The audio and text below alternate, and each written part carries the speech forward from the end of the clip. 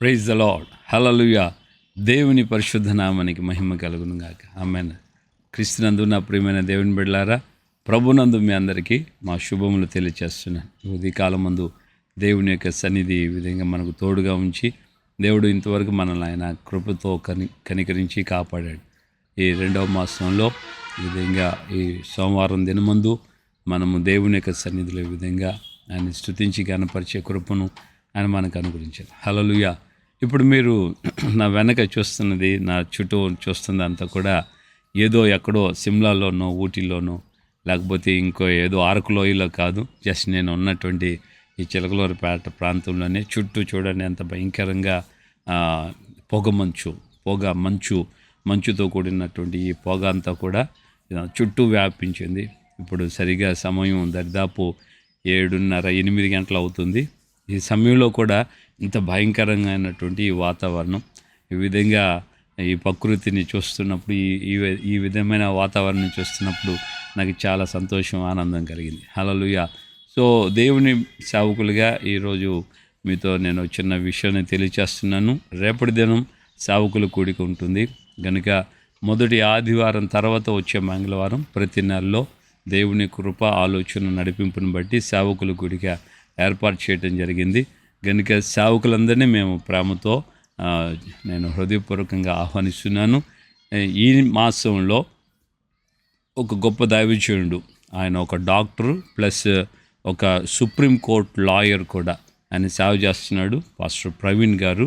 So ఆ దైవజనులు మన మందికి రావటం చాలా గొప్ప ధన్యకరమైనటువంటి సమయం. వాస్తవంగా ఆయన సమయం దొరకదు, కానీ గత మాసంలో నేను ఆయన్ని అడిగినప్పుడు కాదనకుండా వస్తానని తప్పకుండా ఆయన సంతోషంగా తన యొక్క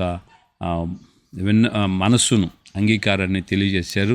కనుక సేవకులందరూ కూడా తప్పకుండా రావాలి. గొప్ప గొప్ప ఆలోచనలు, సేవకు సంబంధించి మన సంస్థల రిజిస్ట్రేషన్కి సంబంధించిన విషయాలు ఇవన్నీ కూడా తెలియచేయటం జరుగుతుంది. కనుక సేవకులందరినీ నేను ప్రేమతో ఆహ్వానిస్తున్నాను. అందరం కూడి వచ్చి దైవజనుల ద్వారా గొప్ప దీవెనలు మనం అనుభవిద్దాం. దేవునికి స్తోత్రం. హల్లెలూయా. సో ఈ రోజున ఒక చిన్న మాటను ఈ వాతావరణ ఈ పరిస్థితిని బట్టి గమనించినప్పుడు, యేసయ్య ఎత్తైన కొండ మీదకి వెళ్ళి 3 శిష్యుల్ని తీసుకొని వెళ్ళాడు. ఎత్తైన కొండ మీద ఆయన వెళ్ళి వారు ప్రార్థన చేయుచుండగా వారు మేఘంలో ప్రవేశించారు అని రాబడి.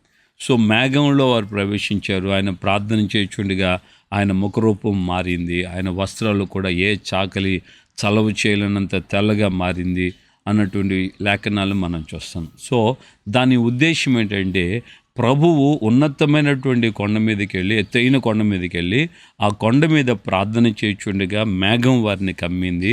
ఆ సమయంలో వారు దేవుని యొక్క ప్రత్యక్షతను, మోషే అలాగే ఏలియా ఆ దైవజనులు వచ్చి యేసయ్యతో మాట్లాడటం, యేసయ్య రూపం మారిపోవటం, ఇవన్నీ కూడా ఒక రూపాంతరం చెందినటువంటి అనుభవం. రూపాంతరపు కొండ మీద యేసయ్య రూపాంతరం చెందినట్లుగానే మన జీవితాలు కూడా ప్రార్థనా పూర్వకంగా మనం ఆ విధమైనటువంటి అటు సేవకులుగా కానీ, విశ్వాసులుగా కానీ, లేక స్త్రీలు కానీ, పురుషులు కానీ, చిన్నలు కానీ, పెద్దలు కానీ, ఇలాగ మనం అందరం అలాంటి ప్రార్థనా జీవితం కలిగి ఉన్నప్పుడు మన జీవితాలు కూడా రూపాంతరం చెందుతాయనే దానికి నిదర్శనం రూపాంతరపు కొండ. కనుక రూపాంతరపు కొండ మీద మన జీవితాలు దేవుని యొక్క మహిమార్థమై యేసయ్య మనకు సాక్ష్యంగా చూపించిన రీతిలో మనం కూడా ప్రార్థన జీవితం కలిగిన వారమై దేవుని సన్నిధిలో నడిపించబడినప్పుడు నిశ్చయముగా మన జీవితాలను కూడా దేవుడు ఆ విధంగా రూపాంతరపు అనుభవంలోకి ఆయన నడిపిస్తాడు. కనుక దేవుని బిడ్డలైన మనము మానకుండా ఖచ్చితంగా ప్రార్థన జీవితంతో మనం ముందుకు కొనసాగించబడదాం. తప్పకుండా ప్రభువు మనల్ని కూడా దైవజనుడు పౌలు గారి ద్వారా చెప్పబడినట్లుగా ఈ మట్టి శరీరం లేక ఈ దీన శరీరం మహిమగల తన శరీరమునకు సమరూపముగా ఆయన మారుస్తాడు. శరీరం ఒకటే కాదు, మన శరీరంలో ఉన్నటువంటి ప్రాణము, మన శరీరంలో ఉన్న ఆత్మ కూడా ఆయన మహిమతో మనల్ని నింపుతాడు. ప్రభు ఆ విధంగా తన కృపను మన ఎడల విస్తరపరచునుగాక. ఆమేన్. హల్లెలూయా. సో ప్రార్థన చేసుకుందామా. ప్రేమగల తండ్రి, మీకు వందనాలు.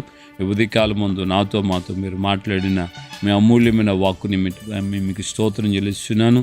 ప్రభా, నిజంగా నా ప్రభా, ఈ యొక్క ప్రస్తుత కాలంలో ఈ ఉన్నటువంటి ప్రకృతి, జరుగుతున్నటువంటి ఈ వాతావరణాలు ఈ విధంగా అయ్యా మా జీవితాల్ని అయ్యా ఆనందింప చేస్తున్నారు. అలాగే మీరు యేసయ్య ఎత్తైన కొండ మీదకి వెళ్ళినప్పుడు నాయన అక్కడ ప్రార్థన చేయుచుండగా మీరు రూపాంతరం చెందారు. మేఘం ఒకటి మిమ్మల్ని కమ్మిందని ఆ అనుభవాల గురించి మీ యొక్క లేఖనాలు మాకు విషదపరిచారు.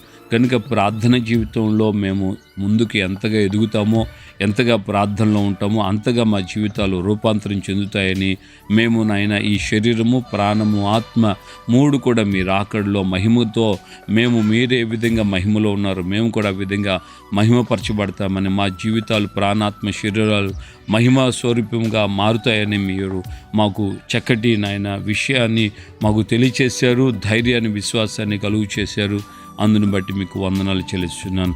ఈ మాటలు వింటున్న ప్రతి వారి హృదయంలో ప్రార్థనాత్మను, ప్రార్థన దాహాన్ని పుట్టించండి, సహాయం చేయండి. ఘనత, మహిమ, ప్రభావాలు మీరు మాత్రమే పొందమని యేసు నామములో ప్రార్థన చేసి పొందున్నాము తండ్రి. ఆమేన్. మన ప్రభువైన యేసుక్రీస్తు కృపయు, తండ్రి అయిన దేవుని ప్రేమ, పరిశుద్ధాత్మిక అన్యోన్య సహవాసం, సమాధానం ఇప్పుడు ఎల్లప్పుడూ సకల పరిశుద్ధులకి మనకును ప్రభు రాకడ పర్యంతం కృప తోడై ఉండి నడిపించునుగాక.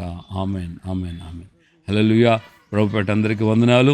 నిశ్చయంగా మనం ప్రార్థన చేద్దాం, ప్రార్థన ఆత్మను మనం పొందుదాం, దేవుణ్ణి అడుగుదాం, అయ్యా ప్రార్థన ఆత్మను నాలో ఇవ్వండి, పెంపొందించండి అని. ఖచ్చితంగా ఆయన మనకు ప్రార్థన ఆత్మను ఇస్తాడు. మనమందరం ఆ విధంగా ప్రార్థనా పరులుగా మారినప్పుడు రూపాంతరం చెందుతాం. దేవుడు మనల్ని ఎన్నడూ సిగ్గుపరచుడు. ప్రభు మనకు ఆ విధంగా తన కృపను తోడుగా ఉంచి నడిపించును గాక. ఆమెన్. హల్లెలూయా. ప్రభుపేట అందరికీ వందనాలు. మర్చిపోకండి సేవకులందరూ ఖచ్చితంగా రేపటి దినం మంచి గొప్ప దైవజనులు రాబోతున్నారు. మంచి మంచి విషయాలు వినబోతున్నాం. అలాగే మన చర్చికి సంబంధించినటువంటి రిజిస్ట్రేషన్స్ విషయంలో కానీ ఏదైనా ఆలోచనలు కావాలన్నా దైవజనులతో అడగొచ్చు.